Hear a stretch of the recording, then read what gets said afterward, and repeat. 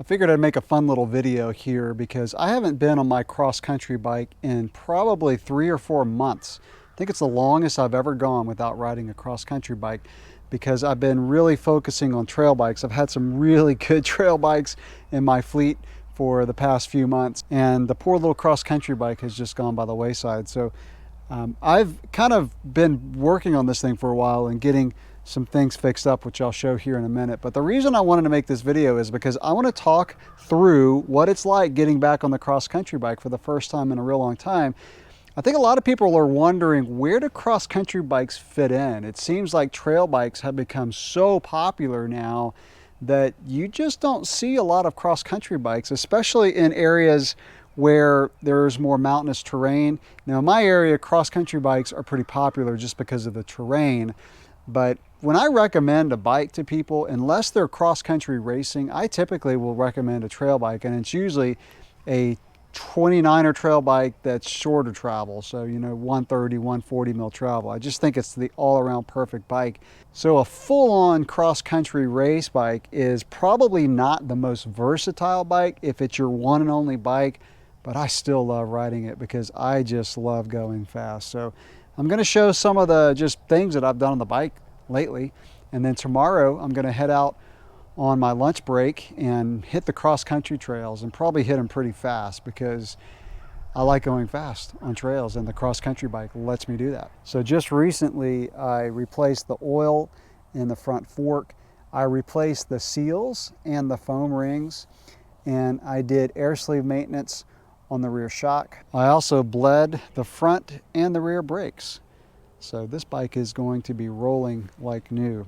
I just love this RKT9. I mean, RKT9 is short for Rocket, and it is the perfect name for this bike. This is a bike that is just made for going fast.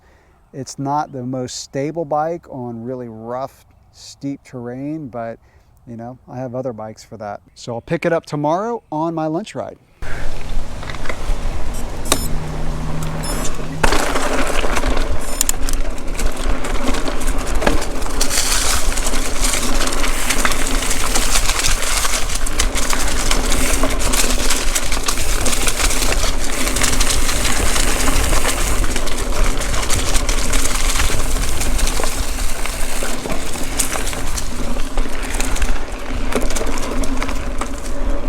So again, the purpose of this video is not to do a review on this bike.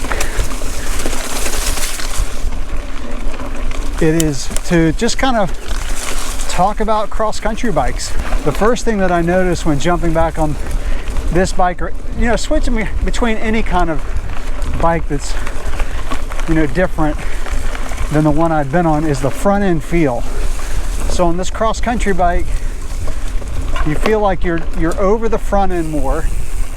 The front end feels so lively. Like, the fork's a little lighter, but because the head angle is steeper, it just feels like it moves around so easily.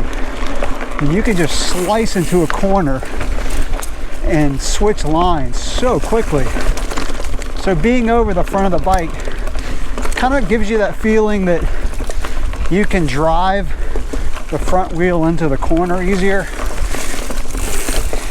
Trail bikes are focused more on descending than a pure cross-country bike, so you want to be up a little bit more. That Jet 9 sits pretty high. You get used to it, but on the cross-country trails, it feels like you're just sitting up more. Now, when the trail goes downhill and it's rough, you appreciate that feel. You don't want to feel like you're just over the front of the bike. But when you're on cross-country trails like this, and just driving hard into corners, you want to be over the front of the bike. It just gives you better traction. Now, what you have to be careful about, and I was reminded back there on some leaves, is this bike turns so easily that you can oversteer a corner. So you can slide the front wheel out if you're not careful, just because you just have so much turning power, I'll call it. One thing that I like about slacker angles is if the bike starts to get a little squirrely on you, like, you know, maybe a two-wheel drift, it's a lot easier to correct on a bike with a slacker angle. Which is one reason why on my enduro bike, my Transition Sentinel, I just feel like I can just go over anything and the bike's going to take care of me. I mean, you know, I'll go ahead and say it, that to ride a cross-country bike fast on rough terrain, it takes a more skilled rider. I look at a cross-country bike as a little bit more of a precision tool. You know, it takes a little bit more skill to ride it, but if you have that skill, you'll be rewarded with a really fast ride. And of course, you know, climbing on these bikes. I mean, this bike's like 24 pounds. Full suspension, 29er. Which is phenomenal. I do think that you're going to start to see slacker angles on cross-country bikes, particularly the head angle. Probably steeper seat tube angles, but slacker head angle. So this bike has a 120 fork on it. I had a 100 fork on an RKT9 and it was super fast, but I like the 120 better. So I think you're going to start to see cross-country bikes with like maybe 68-degree head angles, give or take a little bit. I still like this bike a lot. Like, this thing's just a race weapon in endurance races or cross-country races.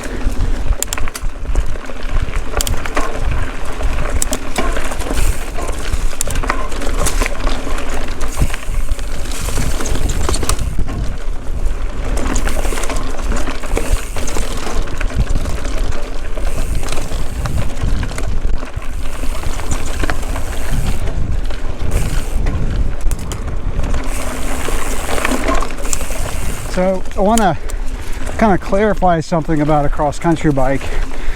That is, even if you don't plan to race, a cross-country bike might be like the funnest bike you can ride on certain trails. Out here, this bike is definitely my weapon of choice. Doesn't mean I don't have fun on a trail bike. I have a blast. But if I want to go as fast as possible and just feel like I have the right tool for the job, this is the bike for these trails.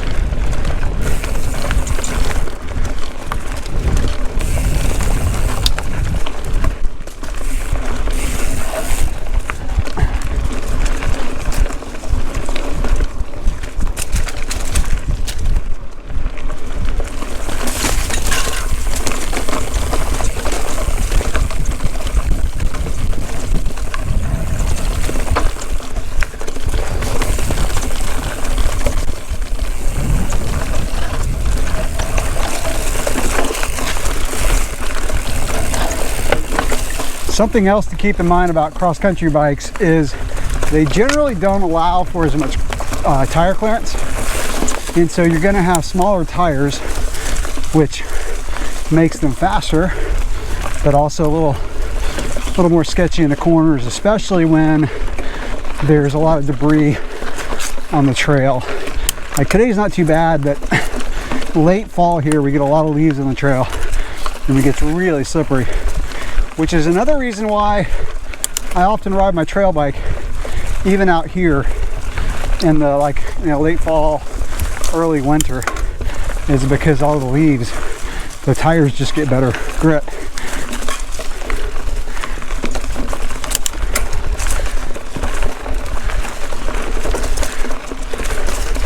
But I tell you, this thing accelerates out of a corner. Like, it's crazy how fast it is out of a corner.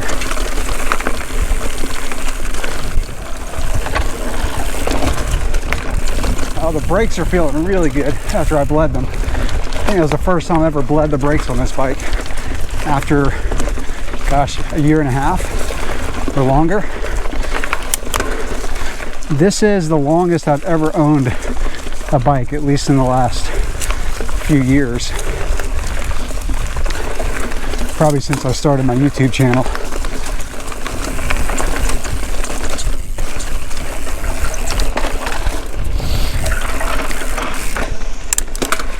I hit a root garden a little while ago on a corner, and I hit it like I would do on my trail bike, and on this bike it kind of twisted my front wheel a little bit. It just takes some getting used to.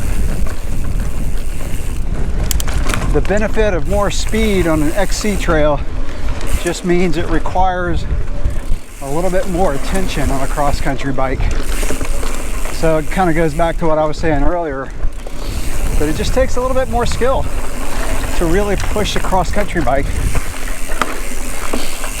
When when the speed gets higher, it's a little bit more sketchy. You feel like the terrain has a little bit more control over your bike at times.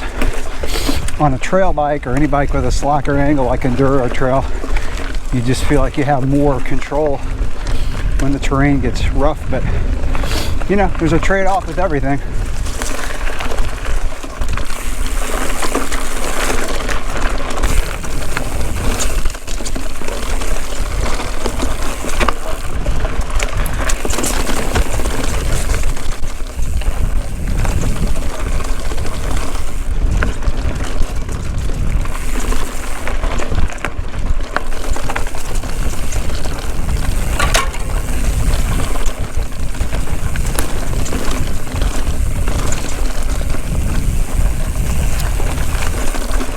Two more things I'll say before I wrap up the video is another thing that I'm starting to see on cross-country bikes more is a dropper post. I've never used one on a cross-country bike. I don't need it out here. I don't want the extra weight, but I don't know, maybe my next bike will have one. Be interesting to see if I use it. And the final thing is, another thing I noticed about this bike is the chain stays being a little bit shorter. I love short chain stays on a bike. I love how the rear wheel just kind of tucks out underneath you and you can just get it around a corner really quickly. So yeah, those are my thoughts on getting back on a cross-country bike after probably my longest break from one. Feels good. Like I said, this is my weapon of choice for these style of trails. It's just so fun. Racing or not, going fast on trails is a lot of fun. All right, that's it. Catch you in the next video. Thanks for watching.